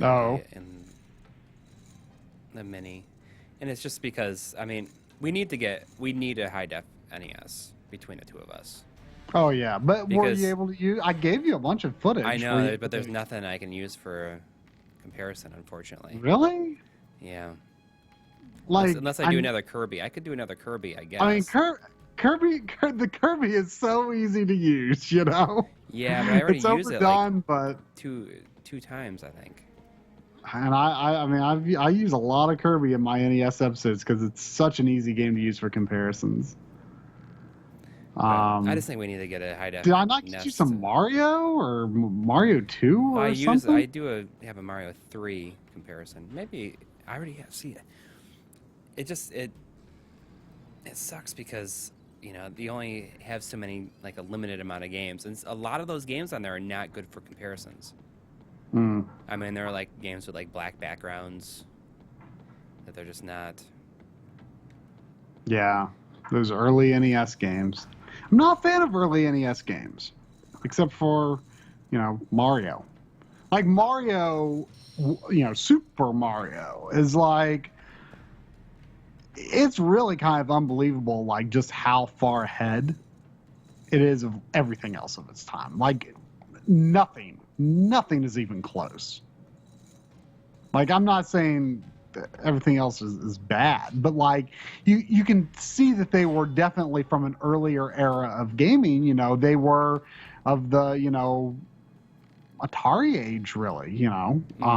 Yeah, exactly. But with a Japanese take on that sort of, they were from that earlier era of game design, and frankly, that is not as appealing to me. I mean, the first game I ever played was Mario 1. Super Mario Brothers 1. And that,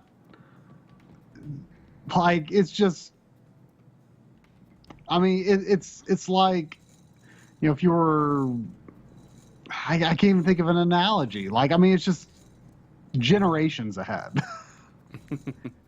in terms of, just conceptually. And it really took almost 2 years for that sort of game to become much more standard. Yeah. Yeah. Because, people didn't. I mean, they immediately wanted to copy it. But, Right. And there are other, side-scrolling platformers, but very few feel as just as polished and tight as Mario. Right.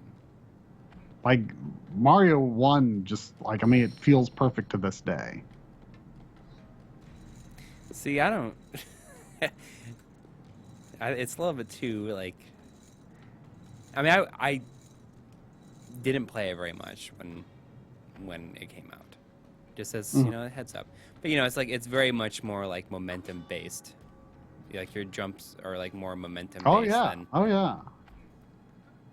And I can understand if you're not used to controlling Mario. Like, right. I can understand like how it might catch you a little off guard. But it, like, once you have a feel for it, like, it's perfect. Yeah. I'm gonna figure out a way to. Will never not be perfect. I have the same feeling about Mario 64. Like, some people think that it's too loose or slippery or something, but it's just like, but I don't think it is at all. But it's like there's so much you can do with your movement in that game that practically no modern game really even lets you do. It's so, you've just got so much freedom in how Mario moves in Mario 64. It's unbelievable. This one's pretty hard here.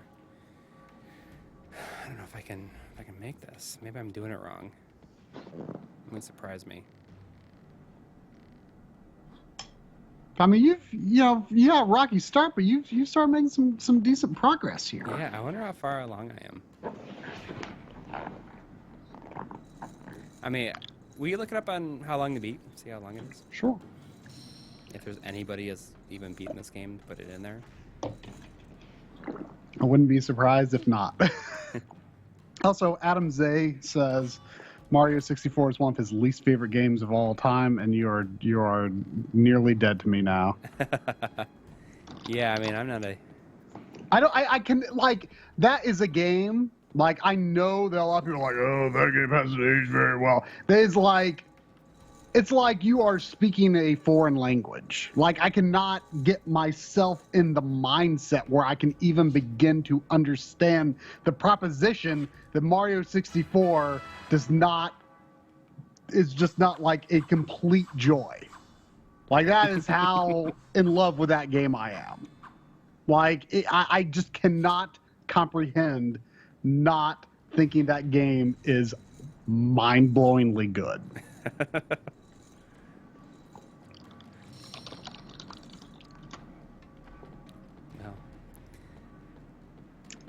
No one has submitted anything for Dragon's Lair 3D. All right, so who knows? It could be. You might be the first person to ever beat it. Yeah. You know what's so weird is, you know, How Long to Beat has entries for, you know, games like the original Dragon's Lair, and it says 50 minutes. How Long to Beat can be a very tricky tool for older games, especially action games or games where you have limited lives and start from the beginning, because, you know, do people take into consideration just the one run, or Like is it combined? Yeah. Is it, you know, every single attempt? How long, you know, did it, you know, it might have taken you 12 hours to beat a, you know, what could be a 50-minute run. You know, I have mana in this, and like I have no idea how to use it. I have like a whole other like a mana meter. I've never used it. Maybe I just don't need it. Oh man, it's a giant bat. Mario 64 is not hard to control. I'm here to proclaim this as fact. I kind of had a hard time with it. I mean, I may, you know, I always say that I feel like I was the right age for the N64 when it came out. Yeah. Like, I was so open to the idea of learning to control and this new sort of environment and this new sort of controller and just so my mind was so thoroughly blown by just 3D in general, like stuff like Star Fox and Stunt Race FX, you know, the Super FX stuff. Most people I knew were Nintendo people. You know, I didn't have a lot of exposure to other things. I'd played Wolfenstein 3D. I may have seen a little bit of Tomb Raider, but like that, like Mario 64, you know, like I was saying about Mario 1, like it was just like in a whole other league. Like Mario 64 in my mind set the template for what kind of polish a 3D game should have. You know, this game has pretty good music. It's almost feels like John Williams-esque. Oh. Are you fighting a boss, or is this just an I think enemy? this is a boss. It has like music that sounds like it would be a boss music.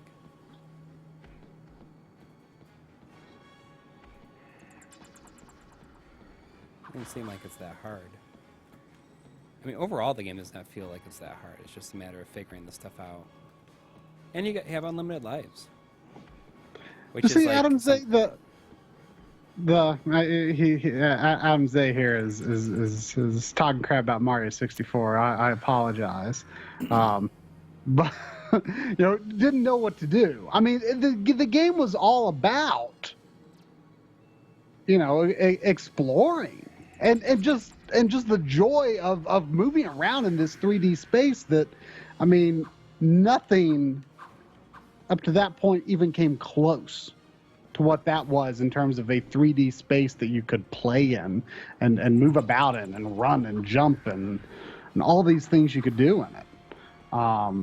You know, and you just kind of figure the game. I mean, each time you go into a level, you've got some vague tip as to what to do. Yeah, But I mean, even like Galaxy and everything was like that too. It never explicitly said what you needed to do. Well, the interesting thing though about Galaxy is that it's actually kind of goes back to a more linear sort of level design, which in its time I think was interesting again, right? Like, you've got Mario 64 and Sunshine, which are kind of the open. You want to talk about vague? I mean, Sunshine I think is a lot more vague than 64 in my opinion. But you've got kind of this more open sort of thing, whereas Galaxy almost goes back to the start position, end goal position sort of thing. It's much more linear, which at the time I was ready for that again, and that was like kind of exciting to have a more linear sort of structure in a 3D game. That was Mario Galaxy definitely controls differently from 64, which for me was initially like kind of a little, I kind of get over it a little bit because it's a little slower, a little less slippery. I kind of like the slippery feel of Mario 64. That momentum, I really like the feel of the momentum. Whereas Mario is definitely slower in Galaxy, but the level design works so well with how Mario controls in that game, and the fact that you're more going for an end goal rather than exploring and trying to find a way to get to something or other. It's really kind of almost like Mario 3 or Mario World, put in a 3D game, much more so than Mario 64 is. So it's interesting. I think the Switch game looks great. I love just the look of it, and I love that it's got a more traditional 3D Mario perspective compared to 3D Land. We know nothing about it really. Yeah, but I mean, it clearly looks like a single player only sort of game, just the way that given the way that the camera works.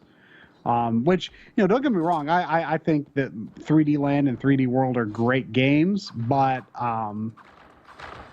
I feel like they're concessions to make them multiplayer friendly. Kind of took a little bit away of. Well, I guess 3D Land wasn't necessarily, because I don't think it had any multiplayer. But I mean, they had a different perspective. There was definitely a different feel to the layout of the levels, and this looks a little more 64/Galaxy-esque to me. So I'm pretty excited about that. I didn't realize it was like after 11. You're getting into it. I know. I like it. Yeah, I mean, I'm definitely pretty interested. I'd play it, but now that I know that the Xbox version is 720p and 60 frames a second, I definitely want that one. Like, that's great. Let's see how that. I might just try to do this last puzzle here. But you definitely hit a good landmark, I guess, being that boss. How do you save? Have you been saving? Yeah, you can save like in the pause menu, but no, I only just saved a second ago.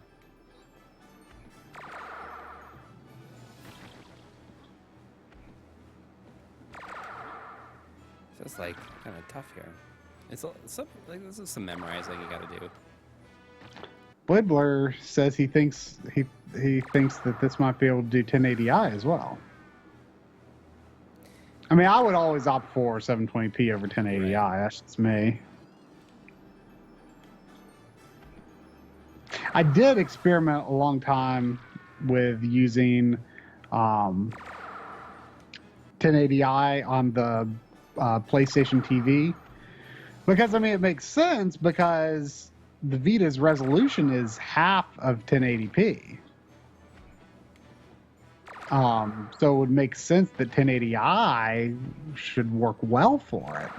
But I couldn't really determine if there was a perceptible advantage of, de-interlaced 1080i.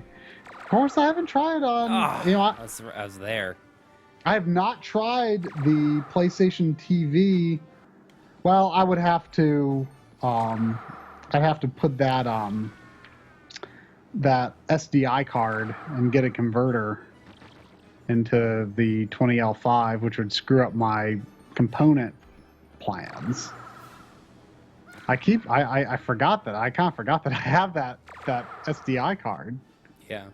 I'm gonna. I want to do something with it, but I'm glad I have it. I mean, I can definitely utilize it somehow in the future, but I'm not sure how I'll use it for now.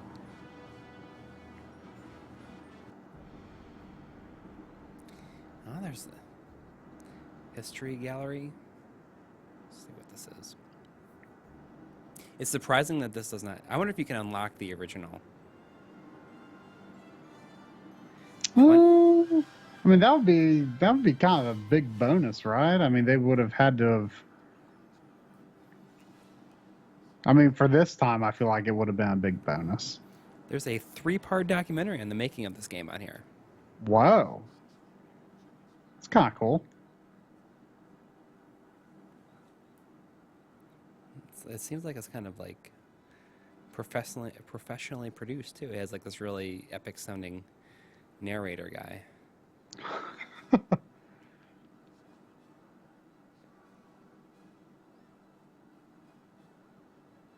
It has like a whole introduction. Meet the voice actors behind the characters.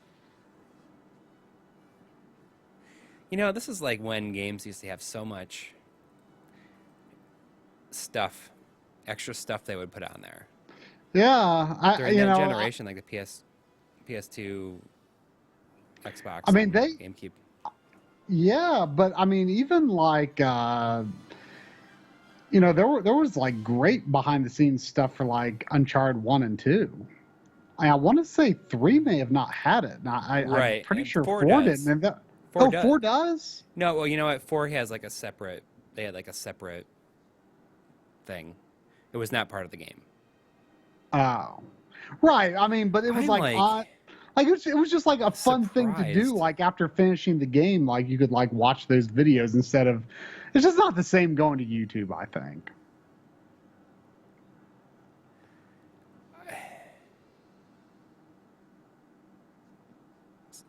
Oh, look at that! There's a PVM in the background.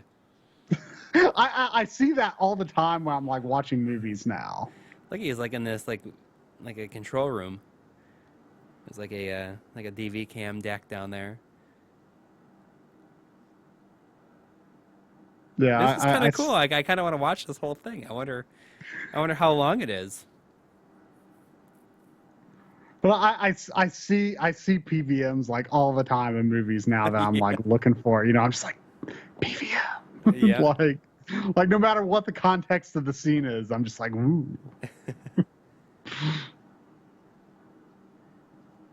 Oh man, that'd be so cool. They have like an original. It's like a Dragon's Lair movie poster. This guy has like way too much headroom. Like his like head is like almost the middle of the frame. You're very particular about that stuff. Yeah, I am. When you shoot interviews, you like to like really get in. Look at this. This is kind of cool. Like I wonder how long this is. It's 3 parts. I know for sure. Oh, Secret of Nim. It's a really good movie. I've never seen All Dogs Go to Heaven or Thumbelina. I've seen American Tail. I saw American Tail in the theater. I've seen All Dogs Go to Heaven. I don't remember liking it that much. Was The Land Before Time Don Bluth? What was it? Oh, Land Before Time? Yeah. I don't know. Aren't you too young to know about Land Before Time? Do you realize that there's like 15 of those by now? Yes, and I've seen Several of them. My daughters watched several of them. It's like, I mean, I might be exaggerating on the number a little, but not much. Like, there's almost as many of them as there are Final Fantasies. Like, it's kind of crazy. Like, I didn't know that until like 2 or 3 years ago, that there was more than like 2 or 3. It's I remember when Pizza Hut had these like puppets you could get of the characters of Land Before Time, and I had them all. I mean, I remember being very, very young when I saw Land Before Time. I definitely saw it in the theater. I was young too. I wasn't in it wasn't in a theater. I don't know what year it came. Let me look up what year it came out. I saw it on VHS. I was visiting some people, like some guy with my dad's work. Like, he and his family went on vacation and invited us to go, like, to this cabin in the woods or whatever, wherever this was. And they had a young daughter, and we watched Land Before Time. I remember that. But I was really young. Yeah. Didn't they kickstart a film of Dragon's Lair? I think there's a Dragon's Lair film coming, right? They kickstarted it. I mean, Don Bluth, like, he disappeared like after Titan AE. Like, you didn't hear much from him for a long time. Oh, okay. Land Before Time is Don Bluth, and it was released in 1988, so probably later than you thought. Oh, so I was 10. I was 4.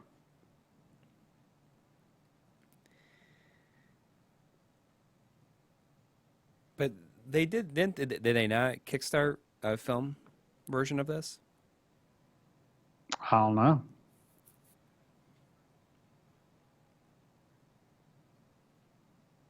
Did you see Titan AE? You ever seen it? No. It's really interesting because it's like kind of a meld between like CG and his style animation, and it's very obvious that whatever they were using to like output the 3D graphics, like their systems were not powerful enough, and it like the frame rate kind of stutters here and there. Where it's like, it's kind of interesting. Maybe they had to rush it and they didn't have the time to optimize everything. This is cool. I mean, I can't fast forward or anything. Let's see what the introduction is. Oh, it's just a video. I mean, this is new. I don't think this is in the arcade at all.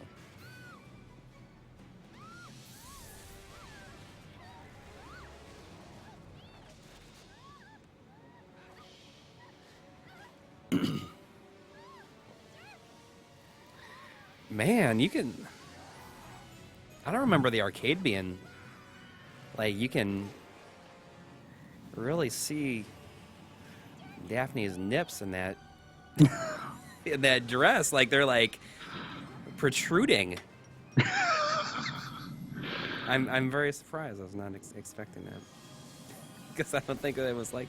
Oh, see, it like that's where it leads right up to in the arcade. Like, that's where the arcade game starts. I feel like this might be Dragon's Lair 2 it's showing, which I haven't that's seen the very much time of. warp. Time warp is... Because, like, by then, like, Daphne and... Wasn't like, have a Time whole bunch Warp of kids. 2? Yeah. Yeah, that's what I said, 2. You mean from the beginning here? Yeah, well, I mean, I don't know. I might be behind you a ways. All right, well, that's gonna do it for that game. For now. I think I might come back to this though. Yeah, I mean, you should finish it. It can't be that long. It's probably longer than we realize. We would assume. Yeah. I mean, it can be for a lot of people today, but I feel like especially in the era that this game released in, like, game length was like a big issue. Like there can be people like that today. I feel like it's much I don't know. You Uh, still see a lot of people that get like really, really angry if a game does not. And it's yeah, like now I'd rather but just like have games that are like 7 to 12 hours is like the sweet yeah, spot. it's like concise, tightly, paced. I feel like, since we're in the era of indie games, I feel like the idea of a shorter game is fine for a lot of people, though I think they also want it priced accordingly, of course. But I feel like, especially in that era, people had like a minimum number of hours that was acceptable for Right. a game. Yeah, I Uh, mean, which is it's weird because I mean, a good game is a good game. yeah, exactly. And I don't care if it's like I like something that's just like I was talking about Uncharted 4 yesterday, and I think the Uncharted 4 might have been like a little bit too long. Yeah, there was definitely like a lot of long um there was a lot of like long like exploration segments. Like I would actually say like its ratio of like just exploration to action was probably more even than a lot of other ones. I feel like thinking back on Uncharted 4, like I loved like the atmosphere, I loved the story and everything that went along with it.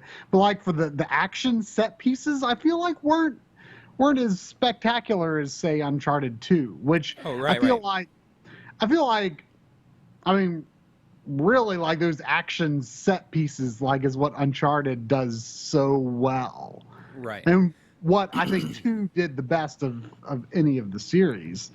Um it's like the exploration stuff in the Uncharted games has always been like I feel like for a lot of people it's like equal joy in both parts, but for me the exploration stuff has never been as entertaining. Right.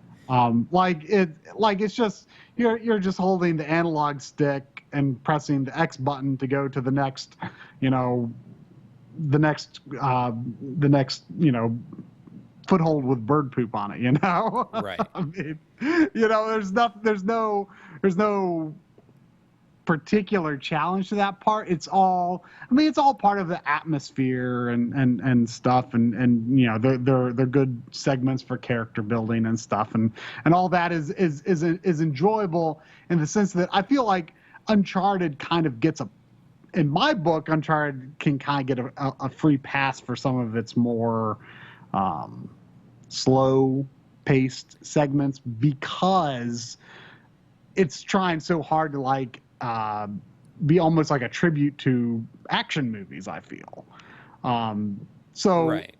it's okay when Uncharted strays away from, pure gameplay, I feel. Because that's what the movies are, or what the games are intending to be. But it is, the third person action shooting that I think is what makes Uncharted so good in a lot of ways for me. And it was disappointed that 4 didn't quite have as much of that. But those parts where you're just like exploring with your brother, those are good for a first time through, though I wonder how they'll be for a replay. Right. I mean, I was just talking about how Uncharted 1, 2, and 3, I went back and started them again like immediately. And I Hmm. definitely had no desire to do that with 4. Yeah, but you're also at a different point in your life, right? Like, and with the Uh, channel and all yeah, that's that, true. True. it's you aren't really thinking in that mindset of doing an immediate replay, Right. like you know. But I mean, I finished Rise of the Tomb Raider. I started it and Oh, finished you it. did finish. Oh I yeah, didn't yeah, hear. yeah. I finished it. Like took me like 3 days. Mm-hmm. Um, I think it was. I think I liked it more than Uncharted 4. Yeah. Wow, I mean, it wow. was cool. I mean, there's definitely like a lot more gameplay there. Mm-hmm. Mm-hmm. And but I mean, it was like that with the first Tomb Raider as well. Right, right. Yeah, I'm excited to get to it. I'm hoping that you played on Xbox One, right? Right. I'm hoping that that for the PS4 version, they're going to release a version in just a regular case, because the one that's out now is just like some sort of like folding cardboard thing. Right. And I hate it. Yeah, we're not fans of stuff like that. No, I know that they're trying to make that be some sort of fancy special thing, and Square Enix is so bad for that. Yeah, they did it with like all the Kingdom Hearts and stuff like that too. Yeah. But the thing with the Kingdom Hearts games, they like almost immediately released like a regular edition, like almost right away. Right.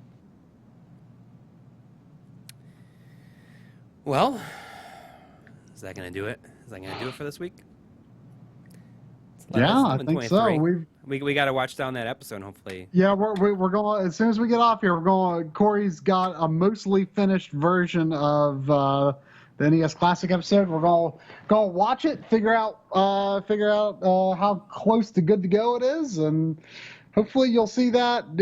Are we willing to say that you'll see it tomorrow? Well, yeah. I mean, when we go through it and we like fix whatever needs to be fixed, I'm just gonna do the sound effects, and I'll hopefully export it tonight. Maybe even upload it tonight. We'll see. Oh, wow. We'll see. I mean, maybe I'll export it and then get a good night's sleep first. Yeah. I was up until three, like after 3, like last night, working on it. Yeah. No need for that. And I was up at 8:30 a.m. today, and I worked on it like all day. All day, like saying like I'm gonna finish it. I gotta finish it before the stream. And I didn't finish it before the stream. Anyways, we will be back next week, and we'll probably be playing NES Mini next week. Hopefully everyone sees it and likes it. All right. Have a good night, everybody. You're just going to wave this time?